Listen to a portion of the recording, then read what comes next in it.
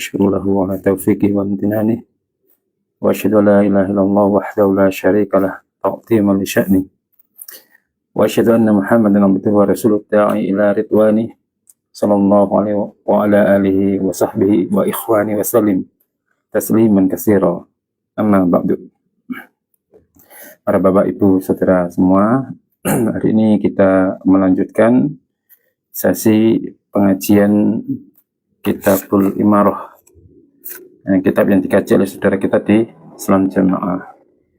Saudara semua, makna dari imarah di sini yang perlu kita ketahui adalah kepemimpinan.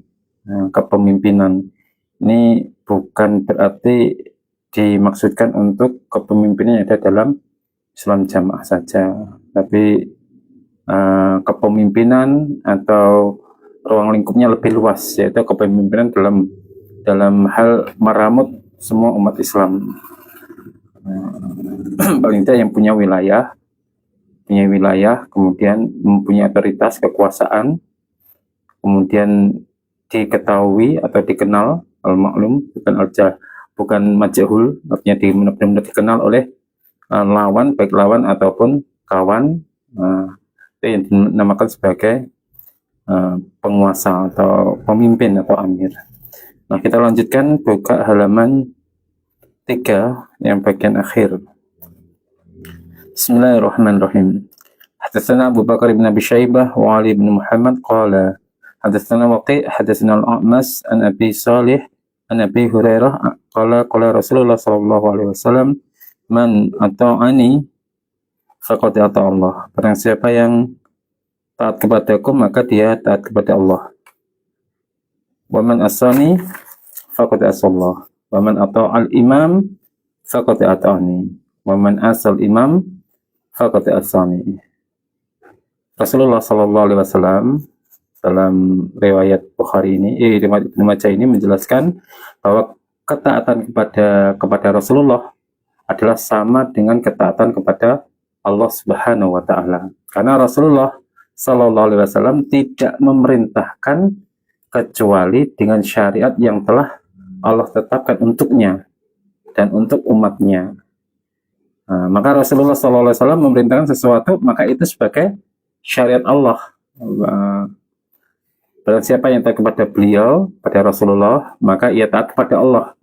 Barang siapa yang durhaka menentang kepada Rasulullah, berarti dia menentang kepada Allah Subhanahu wa taala. Demikian pula jika seseorang pemimpin, seorang penguasa, seorang amir, imam ditaati oleh seseorang itu karena sejalur, perintahnya itu sejalur dengan perintah Rasulullah sallallahu alaihi wasallam.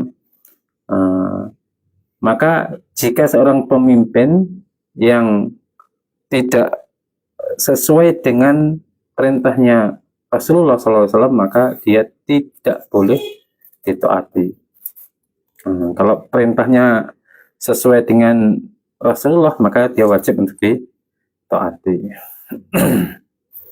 Nah, makanya dalam hadis ini kan ada kalimat man ata'ani, ya kan? Man ata'ani maksudnya amila bima amartuhu bihi wa taraka. Jadi barang siapa yang taat kepadaku, man ata'ani barang siapa yang taat kepadaku, ai amila bima amartuhu bihi wa taraka ma nahaituhu anhu. Yaitu barang siapa yang taat kepadaku berarti ia telah mengamalkan apa yang aku perintahkan dan meninggalkan apa yang aku larang. Jadi setiap perintah yang saya katakan dia mentaati. Setiap larangan yang saya larang dia menjauhi. Itu makna dari man ata'ani. Jangan waman asani ini berarti maksudnya khalafa bi fi'li ma nahaitu anhu au taraka ma amartu bi. Yaitu barang siapa yang durhaka menentang kepadaku berarti ia telah menyalahi, menyelisihi, melakukan apa yang aku larang dan meninggalkan apa yang aku perintahkan. Sedangkan makna al-imam di sini awil amir, maknanya adalah amir. Kullu man lahu walayatus sawa al-khalifah an ghair. Jadi al-amir atau imam yang dimaksud dalam hadis ini adalah setiap orang yang memiliki kekuasaan, baik khalifah maupun selainnya. Maka itu disebut sebagai amir.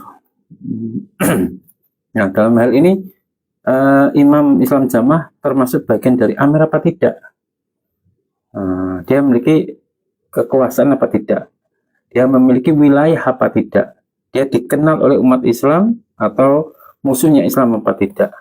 Berarti kalau tiga hal tersebut tidak ada dalam diri dari pemimpin yang dimiliki oleh Islam jamaah, berarti tidak bisa disebut sebagai amir yang syah. Lantas ada pertanyaan, berarti kedudukan imam dalam jukam itu bagaimana? Syah apa tidak? Jika syarat-syaratnya tidak terpenuhi, otomatis keimaman di dalam jukam itu tidak syah. Kalau keimaman dalam jukam tidak sah, berarti hadis-hadis yang menjelaskan tentang bahaya tidak mentaati imam itu semua gugur. Baiat, ancaman yang melepas baiat kepada imamnya jukam itu gugur semua. Karena syarat untuk mendirikan imam itu tidak sah. Terus bagaimana biar jukam itu tetap sah? Ya, pertama, meskipun dia mendirikan keimaman, tapi tidak boleh menganggap orang yang dari luar kelompoknya sebagai kafir. Tidak menganggap sahnya Islam itu bermuara pada imam jukam saja. Kemudian baiat itu tidak dilakukan, karena baiat itu diberikan kepada penguasa tertinggi dari kaum muslimin yang menguasai, bukan kepada jukam. Berarti kalau demikian kedudukan imam di jukam karena tidak otoritas, tidak memenuhi syarat sebagai imam pemimpin penguasa umat Islam, penguasa wilayah, berarti kedudukannya imam di dalam jukam itu sama seperti ketua partai, ketua organisasi, yang mana jika keluar dari organisasi, keluar dari kelompok ini hukumnya tidak murtad. Maka ini boleh-boleh saja. Berarti hadis-hadis yang menjelaskan tentang baiat, jelas-jelas yang menjelaskan tentang keluar dari organisasi, dari jamaah, ini tidak berlaku di dalam komunitas ini, karena sebagai pemimpin dari komunitas saja, bukan pemimpin seluruh umat Islam, bukan. Ini Babu asamu wa ta'ahlil imami malam takum maksiyah. Babnya mendengarkan dan taat kepada imam selama tidak ada unsur maksiatnya, tidak diperintah maksiat. Hadatsana Musaddadun hadatsana Yahya ibn Sa'idin an Abdullah hadatsani Nafi' an Abdullah radhiyallahu anhu an Nabi sallallahu alaihi wasallam qala bersabda siapa Nabi as-sam'u wa ta'ah 'alal mar'il muslim fi ma habba wa kariha ma lam yu'maru bi maksiatin fa idza umira bi maksiatin fala sam'a wala ta'ah. Rasulullah mengatakan bahwa mendengarkan taat itu merupakan kewajiban as-sam'u wa ta'ah.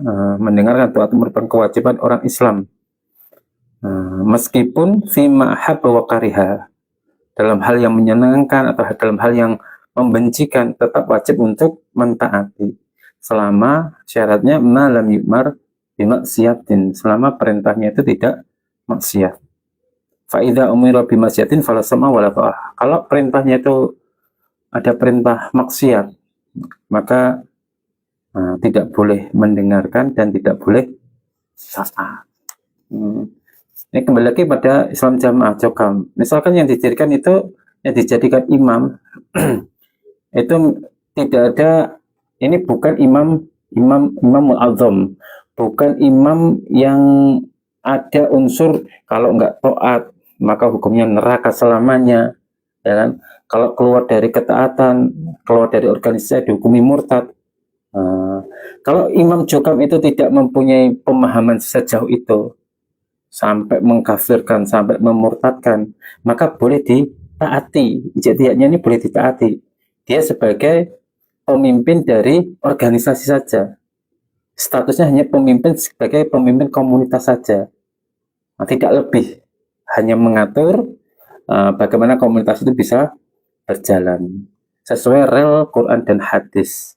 Nah, ini misalkan pemimpinnya di dalam jukam itu memerintahkan sesuatu yang maksiat, maka sebagai anggota dari Islam jamaah itu tidak boleh mendengarkan dan tidak boleh taat. Nah, ini yang kemarin kita singgung. Ketika ada orang yang keluar dari Islam jamaah, kemudian dikatakan murtad. Nah, kemudian diijtihati tidak boleh berhubungan sampai memutus famili. Tidak, yang keluar dari jamaah itu tidak mendapatkan bagian waris. Kemudian tidak boleh ada silaturahim, harus dijauhi. Kalau ketemu supaya dikatakan kamu tobato, ya kan? Dimusuhi, dikafirkan. Ini dalam konsep Islam berarti perintahnya ketika kita diperintah untuk memutus famili, maka perintah ini adalah perintah maksiat. Kenapa? Bertentangan dengan Al-Quran dan Al-Hadis. Kalau perintahnya perintah maksiat, kata Rasulullah, fa'idha umira bimaksiatin fala sam'a wala ta'ah, tidak boleh mendengarkan. Kalau perintahnya seperti itu, silakan beranjak. Ketika teks disampaikan dan perintahnya tadi perintah maksiat, perintah Rasulullah, maka silakan tidak didengarkan, tidak boleh mendengarkan, dan tidak boleh mentaati. Tidak boleh mentaati gitu.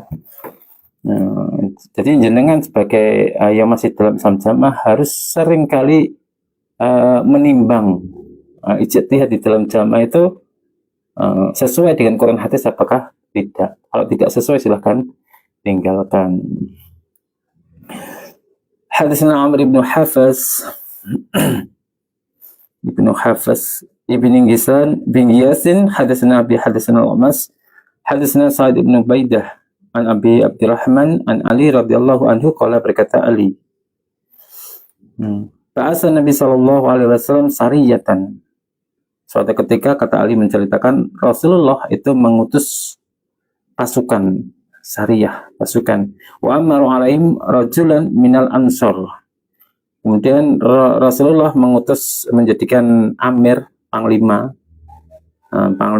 amir, itu komandan, salah seorang dari Ansar, itu namanya Abdullah ibn Khudafah ibn Qais ibn Adi, itu nama orangnya yang diutus sebagai panglima perangnya, itu komandannya. Wa marahum ayyuti'uhu fanghadiba alaihim, dan Rasulullah itu memerintahkan kepada sariyah pasukan tersebut agar mentaati amirnya, agar mentaati panglimanya atau komandannya ini. Suatu ketika, kata Ali, fanghadiba alaihim, pemimpin ini yang ditunjuk oleh Rasulullah ini murka, marah. Marah suatu hari, komandan marah-marah kepada anak buahnya, kepada sariyahnya. Wa qala alaisa qad amara Nabi sallallahu alaihi wasallam an tuti'uni. Kemudian dia berkata, komandan ini berkata, bukankah Rasulullah sallallahu alaihi wasallam berpesan agar kalian mematuhi perintahku, agar mematuhi perintahku? Qalu bala. Mereka pun menjawab, ya. Qala azamtu alaikum lama jama'tum hataban aw qatum naron thumma dakhaltum fiha. Kemudian sang komandan memerintahkan lagi, sekarang kumpulkan kayu bakar, kumpulkan kayu kering, hataban, kayu kering, kemudian bakar kayu itu, lalu masuklah kalian ke dalam kobaran api itu. Thumma dakhaltum fiha fajama'u hadaban. Akhirnya mereka sariyah ini, pasukan ini mengumpulkan kayu-kayu kering. Fa'auqadhu, kemudian dinyalakanlah tumpukan kayu itu. Falamma hamu bidukhul faqama yanzuru ba'dhum ila ba'din. Ketika kayu itu sudah apinya sudah menjilat-jilat, sudah besar, mereka bersiap-siap untuk masuk ke dalam api itu. Falamma hamu bidukhul, mereka bersiap-siap untuk masuk ke dalam api itu. Nah, ketika akan masuk, faqama yanzuru ba'dhum ila ba'din, mereka saling memandang, sebagian mereka saling memandang dan mengatakan, qala ba'dhum innama tabi'na Nabiy sallallahu alaihi wasallam firara minan nar afanadkhuluha. Ini bukankah kita, kata sebagiannya, ketika akan masuk dalam api itu, sebagian dari mereka mengatakan, "Lah, kita ini mengikuti Rasulullah itu agar terhindar dari api ini. Lah, kenapa kita justru sekarang akan masuk ke dalam api ini? Kita kan diperintahkan untuk terhindar dari neraka. Nah, sekarang malah kita disuruh untuk masuk ke dalam kobaran api." Mereka bingung. Fabainahum kadzalik. Nah, suatu ketika mereka masih seperti itu, masih dalam keadaan bingung antara masuk dan tidak. Id hamadatin nar wa sakana qalbuhu fadzukira Nabi sallallahu alaihi wasallam. Akhirnya mereka ketika diskusi antara masuk dan tidak, itu membutuhkan waktu yang lama sampai api yang dinyalakan ini mati. Kemudian karena lamanya mereka diskusi sampai si komandan perangnya ini hilang marahnya, mukanya itu sudah hilang, sudah reda, sudah tidak emosi lagi. Nah, akhirnya cerita ini disampaikan kepada Rasulullah Shallallahu Alaihi Wasallam. Faqala, maka bersabda siapa Nabi, "Lau dakhaluha ma kharaju minha abadan." Seandainya mereka syariah itu masuk ke dalam kobaran api itu, maka mereka tidak akan pernah keluar dari kobaran api itu selamanya. Innamat ta'atu fil ma'ruf. Sesungguhnya ketaatan itu di dalam kebaikan. Ini kisah yang diceritakan oleh Ali bin Abi Thalib, sahabat Nabi radhiyallahu anhu. Beliau menceritakan ada sebuah pasukan yang diperintahkan imamnya, amirnya untuk terjun ke dalam api. Berarti perintahnya perintah maksiat. Kata Rasulullah ketika disampaikan cerita itu, kalau mereka masuk ke dalam api itu, maka mereka akan merasakan siksa neraka, siksa api selamanya. Kalau dalam riwayat lain itu, lau dakhaluha ma kharaju minha ila yaumil qiyamah. Mereka akan merasakan masuk dalam kobaran api itu sampai hari kiamat, merasakan siksanya hanya karena taat pada perintah yang salah. Kalau kita mentaati perintah yang salah, diancam sama seperti ini. Kalau dalam hadis ini kan, lau dakhaluha ma kharaju minha abadan. Mereka akan masuk ke dalam kobaran api selama-lamanya. Jadi ada dua riwayat memang yang menjelaskan. Satu menjelaskan tentang kalau mereka masuk ke dalam api ini, maka mereka akan merasakan siksa sampai hari kiamat. Itu yang pertama. Yang kedua, ini lau dakhaluha ma kharaju minha abadan. Mereka ketika mereka masuk dalam kobaran api itu, maka mereka akan merasakan siksa itu selama-lamanya. Ini yang benar itu, maksudnya mereka merasakan siksa itu sampai hari kiamat batasannya. Karena dosa itu selain syirik, itu masih diampuni oleh Allah Subhanahu wa taala. Dosa yang menyebabkan seseorang mendapatkan siksa selama-lamanya itu dosa syirik. Selain dosa syirik diampuni oleh Allah. Innallaha la yaghfiru ay yushraka bih wa yaghfiru ma duna dzalik. Jadi liman yasha. Jadi dosa-dosa, semua dosa itu diampuni oleh Allah. Diampuni oleh Allah selain dosa syirik. Kalau dosa syirik tidak diampuni oleh Allah. Juga riwayat dari Muslim menerangkan, man qala la ilaha illallah dakhalal jannah wa in zana wa in saraqa. Barang siapa yang mengucapkan kalimat la ilaha illallah, maka dia masih punya kesempatan masuk ke dalam surga. Meskipun dia melakukan zina, meskipun dia melakukan mencurian, masih diampuni oleh Allah. Padahal zina termasuk salah satu dosa besar, masih diampuni oleh Allah. Sedangkan di sini mentaati amir, mentaati sebuah penguasa yang perintahnya jelas maksiat, ini diancam akan mendapatkan ancaman berupa siksa. Teman-teman semua yang masih dalam masih dalam jokam, pentingnya kita belajar ilmu dan melihat perintah-perintah yang maksiat, perintah imamin jenengan yang jenengan anggap pol itu ada maksiatnya enggak? Karena perintah tertinggi itu yaitu perintah sesuai dengan Allah dan Rasul. Ketika perintah itu sudah mengandung perintah maksiat, maka harus dikoreksi dulu. Pilihan yang terbaik adalah sesuai dengan perintahnya Rasulullah, yaitu fala sam'a wala ta'ah. Jangan didengarkan dan jangan taat. Itu yang selamat. Jangan didengarkan dan jangan taat. Nah, bagaimana kalau didengarkan dan mentaati? Maka diancam oleh Rasulullah Shallallahu Alaihi Wasallam, maka akan merasakan siksa yang luar biasa. Sekarang jangan timbang perintah Bapak Imam yang jenengan abaikan, diancam, tidak disaksikan, ataukah ancaman dari Rasulullah mentaati perintah imam yang perintahnya maksiat kemudian akan menyebabkan siksa. Mana yang jenengan lakukan? Kalau orang yang berakal, orang yang oleh Allah diberikan hidayah, petunjuk, tentunya yang dipilih adalah perintahnya Allah dan Rasulullah, yaitu mentaati keimaman sebatas atau seluruh perintahnya kepada Allah dan Rasul. Kalau perintahnya ada perintah maksiat, tentunya tidak boleh ditaati. Apalagi imamnya itu sesuai syarat keimaman itu tidak sah, tidak sah sebagai amir, tidak sah. Maka jelas lebih tidak ditaati lagi.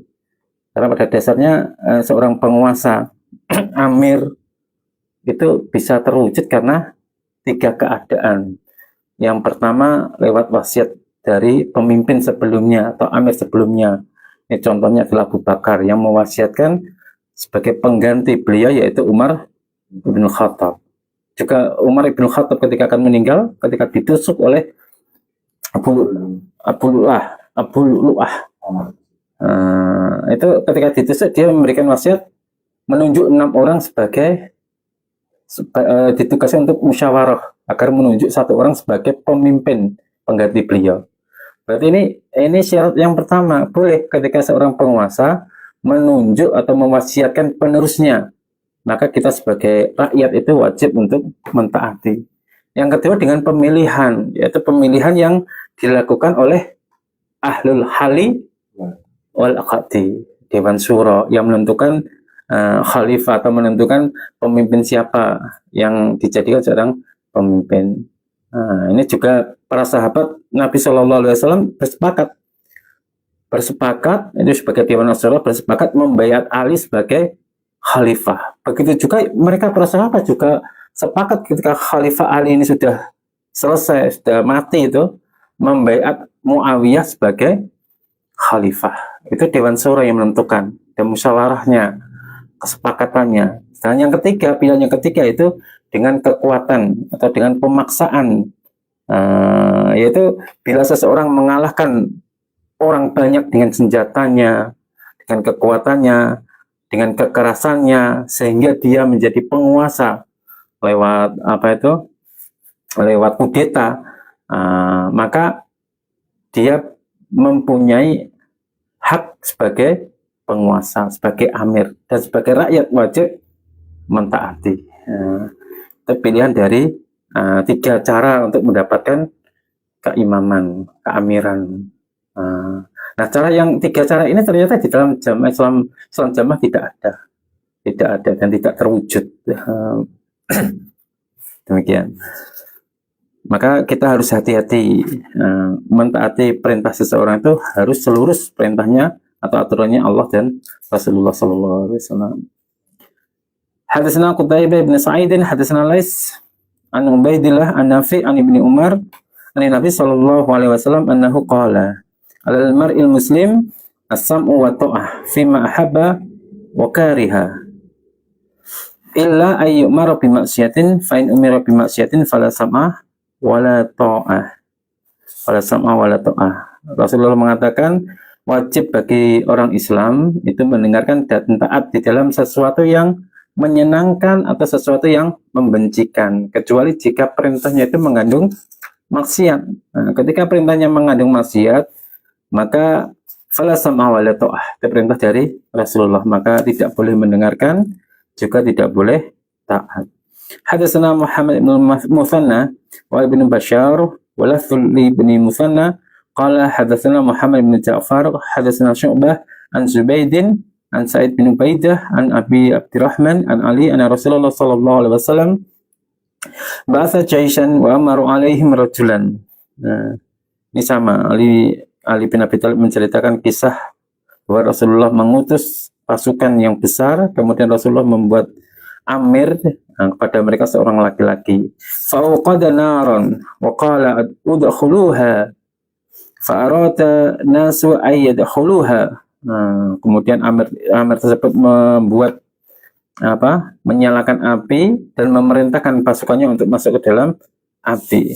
Nah, awalnya pasukan tersebut mau masuk ke dalam api, tapi waqala al-akharun inna qad fararna minha. Kami masuk Islam ini agar terhindar dari api. Kenapa justru sekarang diperintahkan masuk ke dalam api? Fadzukira dzalika li Rasulillah sallallahu alaihi wasallam. Kemudian disampaikanlah kisah itu kepada Rasulullah. Faqala lil ladzina aradu ayyadkhuluha law dakhaltumuha lam tazalu fiha ila yaumil qiyamah. Kemudian Rasulullah memberikan nasihat kepada orang yang mau menghendaki ingin masuk ke dalam kobaran api itu. Lau dakhaltumuha. Kalau kamu sampai masuk ke dalam api itu, maka kamu tidak akan henti-henti terus di dalamnya, terus merasakan siksa api sampai hari kiamat. Masya Allah. Wa qala lil akhirin qawlan hasanan. Kemudian yang tidak masuk ke dalam api itu memberikan nasihat kepada temannya. Rasulullah juga memberikan nasihat, memberikan ucapan yang bagus, yang baik. Wa qala la ta'ata fi maksiatillah innama ta'atu fil ma'ruf. Atau Rasulullah, tidak ada ketaatan di dalam maksiat kepada Allah. Itu syaratnya. Itu sebagai poinnya ini, sebagai poinnya, prinsipnya akidahnya orang Islam Ahlussunnah. Tidak ada ketaatan di dalam maksiat kepada Allah. Inna ta'atu fil ma'ruf. Sesungguhnya ketaatan itu di dalam hal yang baik. Di dalam hal yang baik. Nah, ini kisah tentang tentang seorang pemimpin yang memerintahkan pada sesuatu yang maksiat, maka oleh Nabi dilarang untuk diikuti. Ini bisa dijadikan koreksi kepada teman-teman kita yang masih dalam Islam jamaah, agar hati-hati, tidak asal-asal ikut-ikutan, tidak asal-asal untuk mentaati ijtihad yang salah atau menyimpang. Hadatsana Sa'id bin Mansur wa Qutaibah bin Sa'id kilahuma an Yaqub qala Sa'idun hadatsana Yaqub ibn Abdurrahman ibn Abi Hazim an Abi Salihin As-Samani an Abi Hurairah qala Rasulullah sallallahu alaihi wasallam alaika sam'u wa ta'ah fi usrika wa yusrika wa mangshadik wa makrahik wa faratin alaik. Dari Abu Hurairah bahwa Rasulullah sallallahu alaihi wasallam mengatakan, hendaklah engkau mendengarkan dan mentaati pimpinanmu, baik dalam keadaan sulit ataupun dalam keadaan mudah, baik dalam keadaan ridho maupun dalam keadaan kesal, semangat dalam keadaan sulit atau mudah, atau semangat, keadaan terpaksa atau keadaan pilih kasih. Yakni kalau pilih kasih maksudnya pemimpin lebih mengutamakan haknya daripada hakmu, itu maka tetap harus ditaati. Nah, di dalam hadis ini memang ada kewajiban atas orang muslim untuk mendengar dan mentaati penguasa atau pemerintah dalam kondisi apapun selama yang diperintahkan itu tidak maksiat atau tidak dibebani sesuatu yang tidak mampu untuk dipikul, meskipun terkadang mengandung kesulitan atau menghilangkan sebagian hak-haknya demi mendahulukan kepentingan umum atau atas kepentingan pribadi, maka tetap ditaati. Makanya seorang ulama yang bernama Ibnu Qayyim al-Jauziyah, murid dari Ibnu Taimiyah, itu mengatakan keadaan suatu pemimpin, suatu penguasa itu tercermin dari amal perbuatan dari rakyatnya. Kalau rakyatnya itu terbiasa ahli maksiat, maka jangan berharap pemimpinnya itu pemimpin yang baik, pemimpin yang salih. Jika rakyatnya buruk, maka pemimpinnya tentunya pemimpin yang buruk. Maka jika ingin mengubah pemimpin itu menjadi pemimpin yang baik, yang pertama kali yang kita kerjakan adalah memperbaiki diri kita sendiri. Maka benarlah apa yang dikatakan oleh Ali bin Abi Thalib ketika radhiyallahu anhu ketika ditanya oleh rakyatnya pada masa pemerintahan Ali bin Abi Thalib radhiyallahu anhu, ada seseorang yang bertanya kepada beliau, wahai Ali bin Abi Thalib, kenapa pada zaman kamu ini, pada zamanmu yang jadi khalifah kamu, banyak sekali terjadi pertengkaran, banyak sekali terjadi musibah, fitnah, ada peperangan, perang antara Aisyah, perang kemudian perang dengan Muawiyah, fitnah tersebar di mana-mana. Sedangkan pada zaman Rasulullah SAW tidak terjadi, tidak ada yang sampai berperang. Kok zaman Muslim terjadi peperangan? Apa jawaban beliau? Jawaban Ali bin Abi Thalib. Karena pada zaman Nabi SAW yang menjadi rakyatnya itu aku dan sahabat-sahabat yang lain. Artinya tidak melakukan sesuatu yang berat, dosa yang berat. Yang jadi rakyat, yang jadi rakyat itu aku dan sahabat yang lain. Sedangkan pada zamanku ini yang jadi rakyat adalah kalian. Itu jawaban yang cerdas. Ketika kita menginginkan pemimpin yang baik, pemimpin yang soleh, maka solehkanlah diri kita sendiri terlebih dahulu. Oleh karena itulah, untuk mengubah keadaan kaum muslimin menjadi lebih baik, maka hendaklah setiap orang mengoreksi dan mengubah dirinya sendiri, bukan mengubah penguasanya. Hendaklah setiap orang itu mengubah dirinya sendiri, yaitu mengubah akidahnya, mengubah ibadahnya, mengubah akhlaknya, mengubah amalannya. Karena Allah sendiri mengatakan, Allah Subhanahu wa taala mengatakan, innallaha la yughayyiru biqaumin hatta yughayyiru ma bi anfusihim. Sesungguhnya Allah tidak mengubah keadaan suatu kaum sehingga mereka mau mengubah keadaan mereka sendiri, keadaan yang pada diri mereka sendiri. Hadisna Suwaid ibn Sa'id, hadisna Yahya ibn Sulaiman, wa hadisna Hisham bin Amr, hadisna Ismail ibn Ayyas, qala hadisna Abdullah ibn Utsman bin Khuthaimin anil Qasim ibn Abdurrahman ibn Abdullah ibn Mas'udin an Nabi an jaddih Abdullah bin Mas'ud. Nama jadi kakaknya adalah Abdullah bin Mas'ud.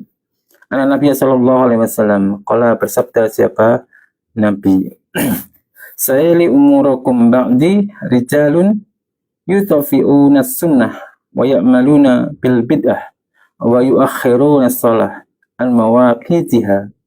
Kata Rasulullah, sungguh di antara perkara yang akan datang pada kalian nanti setelah saya mati, yaitu akan ada rijalun yutafi'una sunnah, lelaki-lelaki, artinya para pemimpin yang mana mereka akan mematikan sunnah dan mereka akan mengamalkan bid'ah. Maka ini sebagai sebagai pemberitahuan kepada kita, ketika satu sunnah itu mati, berarti akan ada bid'ah yang hidup. Ini ada seorang laki-laki, ada beberapa orang laki-laki sebagai pemimpin yang mana mereka mematikan sunnah itu dimatikan. Ternyata mereka adalah orang-orang yang mengamalkan atau mengerjakan atau membuat bid'ah. Wa ya'maluna bil bid'ah. Bid'ah itu tersebar, sunnah dimatikan. Mereka juga akan mengakhirkan sholat dari waktunya. Selangane sholat sampai di akhir waktu. Faqultu ya Rasulullah in adraktuhum kaifa af'al. Jika saya menjumpai zaman seperti itu, apakah yang harus saya kerjakan? Apa yang harus saya perbuat? Qala, bersabda siapa Nabi, tas'aluni ya ibna ummi abdin kaifa taf'al? Wahai ibna ummi abdin, wahai anak dari seorang ibu, wahai Abdullah bin Mas'ud, kamu mengatakan apa yang harus kamu kerjakan? La ta'ata liman asallah, kata Rasulullah. Tidak ada taat kepada orang yang maksiat kepada Allah. Dalam redaksi lain itu Rasulullah mengatakan kalimat ini sampai diulangi 3 kali. Dalam riwayat Ahmad itu, la ta'ata liman asallah, la ta'ata liman asallah, la ta'ata liman asallah. Tidak ada ketaatan pada orang yang maksiat kepada Allah. Nah, dalam pandangan mayoritas ulama ahli sunnah wal jamaah, tetap harus ditaati penguasa itu, meskipun penguasa itu menghidupkan bid'ah, penguasa itu mematikan sunnah, selama tidak ada perintah maksiat dari penguasa. Karena perintah untuk mendengar dan taat kepada pemimpin, meskipun pemimpin itu zalim, meskipun pemimpin itu melakukan bid'ah, adalah kewajiban yang besar dalam menetapi Islam. Namun ketaatan ini bukan berarti setuju atau mendukung perbuatan bid'ah tersebut, tetapi lebih merupakan bentuk kesabaran kita dan upaya menjaga tatanan dari umat. Nah, dasarnya apa? Ketaatan kepada pemimpin seperti itu dasarnya apa?